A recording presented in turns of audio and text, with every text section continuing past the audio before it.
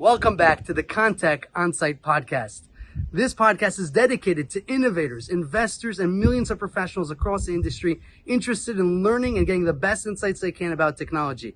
Like, comment, share, and subscribe for industry insights you won't get anywhere else.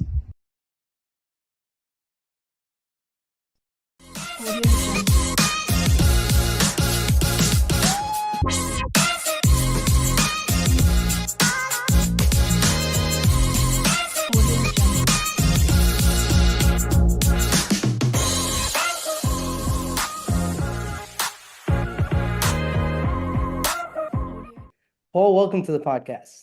Thank you, Eliyahu. I'm excited to be here and excited to have this chat with you about the real estate market in New York City.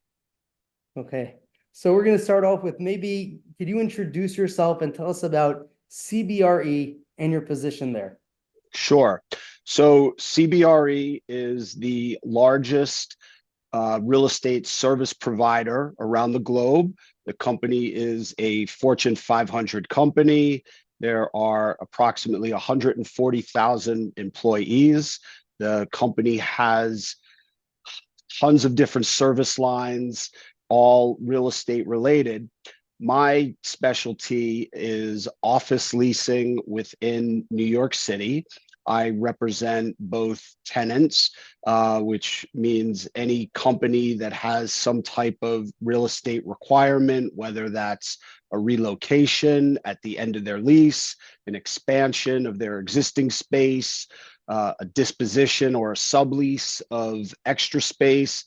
And I also represent landlords. I'm the marketing and leasing agent for a number of properties, primarily private family landlords, and that's really my expertise. Okay, really interesting. And what were the most significant turning points in your career, and how did you overcome them? Sure. So I've been doing this 30 years, and over that time, you have to make a lot of career decisions. When I started in the business, I worked for a boutique company, which I thought was a good place to start. But at some point, I felt I really needed to expand my wings, and there's really a limit to what you could do at a small brokerage firm in New York City.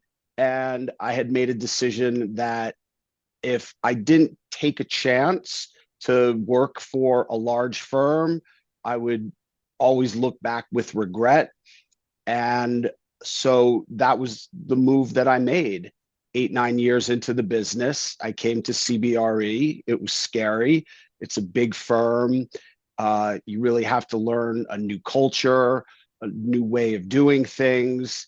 And that's something that I would recommend to any young person who is watching the YouTube or listening to the podcast. Working at a big firm is really a must on your resume, even if it's something that you think you're not going to be comfortable with, you're not going to want to do in the long term. It's something that you'll always have, and you'll always be able to say, I worked for X company. I learned how to do things their way. I understand their culture. I understand what it means to service a client. So I think that's something that is important for anyone to experience in their career. From your experience, what do most investors and developers tend to overlook? Yeah, it's a great question. And I think what I've seen in my career for investors is they get excited about real estate. It's an asset. It's a place to put your money, especially overseas investors. They want to invest in New York. New York is a stable place to park your money. It's one of the greatest cities in the world. It's a business capital. So they evaluate the asset. It makes sense. They feel it's going to generate a nice return for them. What they don't think about, though, is they're buying a working business. like any other working business, a restaurant, a pizza parlor. You have to run this business every single day. You have to keep the building clean. You have to have good staff. You have to know how to lease space. You have to understand where the market is for each component of the deal. And you have to meet that market, or else you're not going to be competitive with the other buildings in the neighborhood, and you're not going to be able to lease your space. You have to provide good service. So these are all things that I think they're not thinking of when they buy the building, that it's a business that you got to show up every day and be the best at it. What would you say are the greatest challenges facing real estate owners, developers, and asset managers today? So many. Maybe we have to go for an hour. So no secret, it's been in the news a lot. Everyone knows the office market has been very slow to recover from COVID. I think much, much longer than anyone ever thought. Excuse me. And there's a lot of reasons for that. I kind of equate COVID to like a heart attack, meaning when you have this type of life event, you're able to eat poorly, not exercise, drink too much, smoke cigarettes, whatever. But once you have that heart attack, then all those bad things sort of come out in the wash, and you have to now reevaluate. And that's kind of what happened to COVID. With COVID, there was a lot of things going on pre-COVID that no one paid attention to because the leasing market was strong, the economy was strong. So everyone went home at the same time, and the office market was dead. It didn't exist. I think in the beginning, everyone felt that once this is over, everyone's just going to return to the office. Things will be normal. That didn't happen. And I think there's a lot of reasons for that. One, well, let me just back up 1 second. I think in certain industries, finance, law, hedge funds, private equity, those folks have returned mostly full time. And I think it's because those are higher paid employees. Their companies have a lot more leverage with them because they're compensating them at a very high level. And they're also tend to be the more ambitious folks. They want to be in the office. They want to produce. I think other organizations that are not as high paying, nonprofits, education, other things, have had a much harder time getting their employees back. And the perk of working from home is something that now they've been able to offer. So there's been a big pushback from employees to remain at home. And I think some of the things are less obvious. One reason, there is a tremendous housing shortage in the tri-state area. And that's forced people to move further and further away from the city. So if you're commuting an hour 15, hour 20, the prospect of working home 3 days a week is pretty nice. That's 2.5 hours you're getting back of your day. And if you're not one of those uber high paid employees, hey, not so bad. So I think that's something that hasn't really been spoken about as much. One of the other things I think that hasn't been talked about as much is over the years, companies have really focused so much more on the bottom line and taken away from corporate culture, taken away from training, taken away from a 401k, things that they in the past gave to their employees. So I think there was this built up anger, resentment from a lot of workers.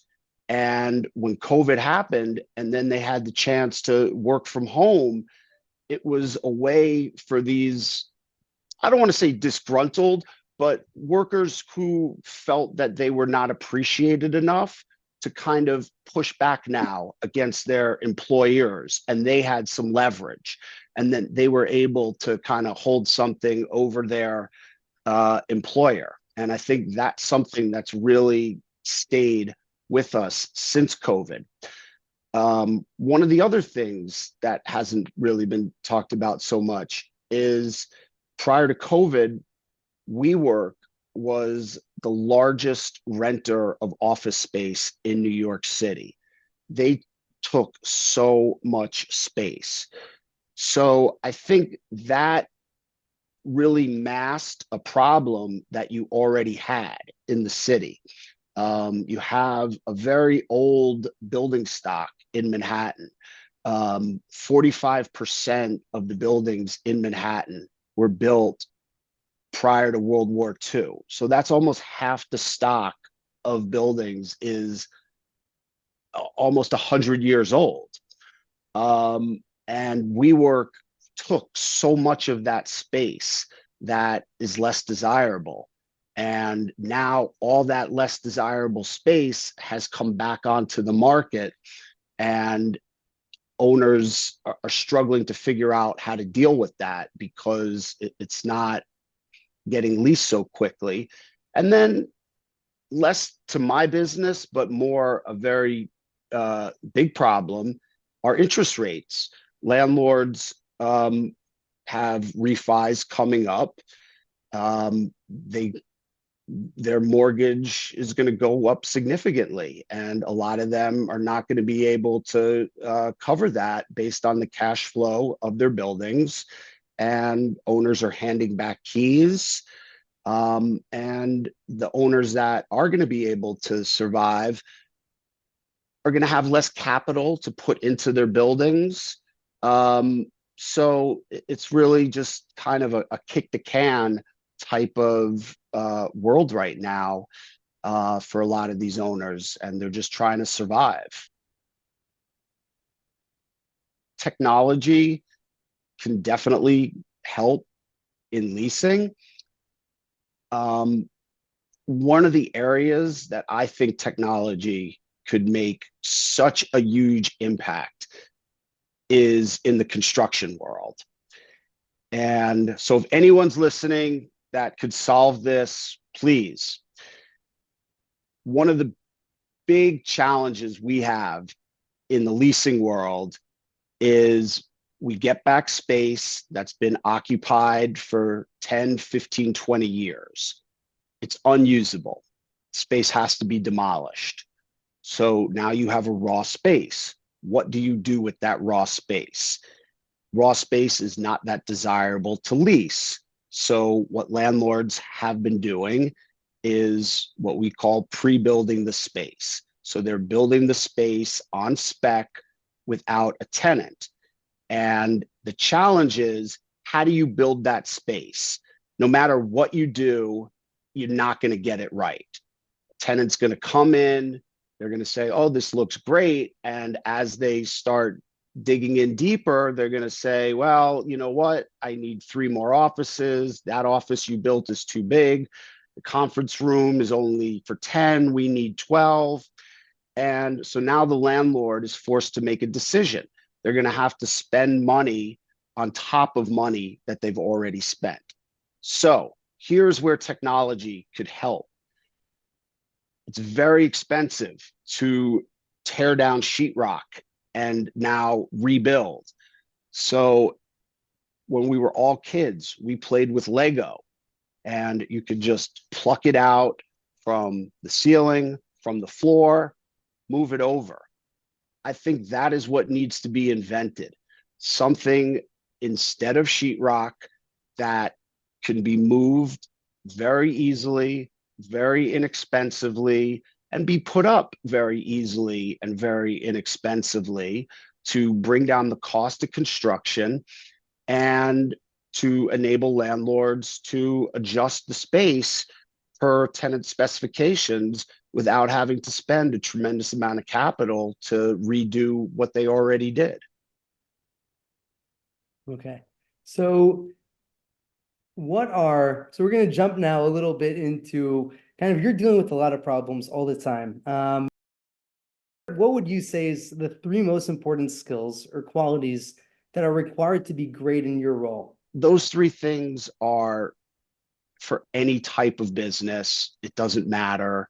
The hard work, knowing your business cold, and being able to problem solve. If you could do those three things well, you'll do well. Okay. And what are the greatest hurdles? Should I write a book? Go ahead. Should I write a book? Definitely. I'll read it. I'm inspired. I'm sitting here. I'm like, wait, am I doing those three things well? But there's food for thought here for sure. Definitely for me. I know that. And it's interesting because people answer this question in a lot of different ways, and I try to ask it because it really reflects a lot of times on the position and about, what's needed to be successful in the real estate development construction business. And so I always enjoy hearing the different answers, and this one's definitely a good one. And it's a New Yorker one also, it's like the tough love. I love it then. Yeah, so it's like kind of like, it's like you gotta be committed to what you're doing, you have to be passionate about it, know your domain well, solve problem, it's like it's a great that's a great answer. So what are right now the greatest hurdles that's holding back innovation in real estate, or even holding back the real estate market? Yeah. So I think right now, unfortunately, the business for a lot of the owners are really just in survival mode, and they have, buildings that aren't as well leased as they were in the past. So cash flow is off. They may have a refi coming up, which they're nervous about. The economy, even though employment is strong, the economy hasn't been as roaring. And so you still have tenants that have been slow payers. So their focus is on things that they really hadn't had to focus so much on in the past when the leasing market was strong. And so the landlords, developers, they're not able to focus their energy right now, and they're thinking on innovation and, can I make my building green? Can I build a beautiful rooftop on my building? What else can I do? Can I plant trees in front of my building? All these things that could enhance, they're not getting enough attention just because the bandwidth isn't there. It's not that they don't want to think about it, and not that they don't want to do these things, but they're just have to survive and have to get through this period. So I think that is what the biggest challenge is right now. What do you think the future of real estate is going to look like, and how can technology help shape that future? Yeah, I do think that the hybrid is going to stay with us. Now, I don't think you're going to see a 5-day in the office. So I think technology will continue to be a big part of that, with Zoom and these types of meetings. I think there's some areas that technology could really help in our world. Like, for example, we work with floor plans a lot, and you give a plan to a tenant. And as I was talking before about the sheetrock, tenant's going to look at the floor plan, and they're going to want to make changes to it. And that's often on our side, a cumbersome and potentially costly endeavor, because now you have to get the architect involved. And a lot of the owners don't know if they want to spend that money because they may not have a deal there. So they're just spending money on spec. So I think that's something that could really improve, is sort of like interactive floor plans that you could work with a potential tenant and do that online. And these are things that anything that could make the leasing process easier, because it is a long and slow process. So those are areas. I think one of the areas that maybe technology could help is in the lease negotiation. The lease is a long document, 60, 70, 80 pages. It gets marked up. It's very hard to follow the comments back and forth. If that's something that could be made easier for everyone to see, everyone to be part of it, everyone to understand what's going on, because that process, believe it or not, often takes 2 to 3 months. Once you shake hands on a deal, you still have to get the lease signed, which is the legal document. And it's a very slow process. And the owners lose money because their space is sitting vacant while this lease is being negotiated. So that's something that technology could assist with. So these are all things that are above my pay grade, but things that I think about. Yeah, great. So I'm excited. I want the community. This is a shout out to anyone watching this. If you think you have a solution, comment and send also a message to Paul. Like, this is these are real problems that you're dealing with on yeah, an ongoing basis, right? Okay, incredible. Thank you so much for your great advice and for going and getting on the show. This is very enjoyable. thank you, Eliyahu. I had a great time, and I wish you the best of success with the show and with your business. And I had fun.